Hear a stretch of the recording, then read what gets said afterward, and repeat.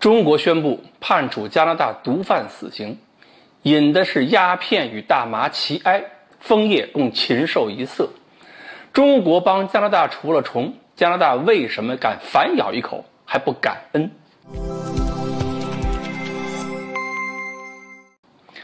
各位网友大家好，我是罗小飞。这两天加拿大官员们是吵吵闹闹，又要找中国麻烦了，因为中国宣判了一个加拿大毒贩死刑。这家伙贩毒是220多公斤甲基苯丙胺嘛，俗称冰毒。按照中国法律，贩毒50克就够死一次了。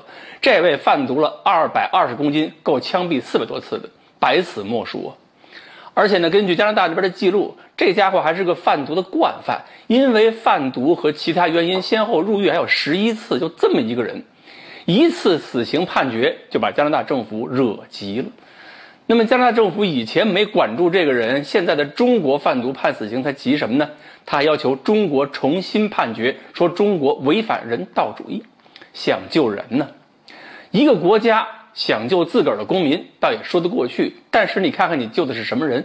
如果是一个合法公民碰到恐怖组织被抓起来了，你救绝对没问题，但你救的是毒贩，算怎么回事？现在呢，为了救这个毒贩，他们想了个招数，也算是挖个陷阱吧，制造舆论，说中国这边不肯高抬贵手啊，是因为想拿毒贩作为报复手段，报复加拿大政府抓中国人。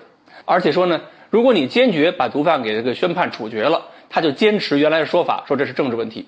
如果你不处决毒贩，那么就等于承认自己抓人是为了政治目的当人质。反正怎么办，他们都有说辞。加拿大抓中国人的时候用的是加拿大国内法，而理由还是中国人在加拿大境违反加拿大国内法，这个理由不能成立。而中国抓毒贩可是依照中国国内法，抓的是在中国境内实施犯罪活动的违法犯罪人员，这个抓人毫无问题。而且呢，加拿大抓中国人绝对是出于政治目的，是为了取悦美国。至于说中国宣判也好，处决也好，处决一个贩毒分子是替人类除害，和国籍都没关系。其实呢，加拿大所谓的人道主义也是一个幌子。当年新加坡对违法的美国人员进行鞭刑的时候，美国总统过来亲自来求情都没用，照样公开几鞭的抽下去。那个时候加拿大可没说什么。中东某些西方的友好国家也有鞭刑，加拿大只是看看热闹而已，也什么都不说。这时候为什么不喊违反人权？为什么不考虑人道主义？也许加拿大政府认为人权就只是长在毒贩身上了。现在呢，英国也跳出来帮加拿大说话，指责中国。中国老百姓呢，看到这俩国家很容易有联想，一个是1840年卖鸦片的，一个是因为放开吸食大麻被称为加麻大的。这俩国家在一起啊，谁都没说中国的这个判决有冤枉，都承认这个人贩毒，但是都一起反对死刑，而且说不管犯人犯了什么罪，他们都坚决反对死刑。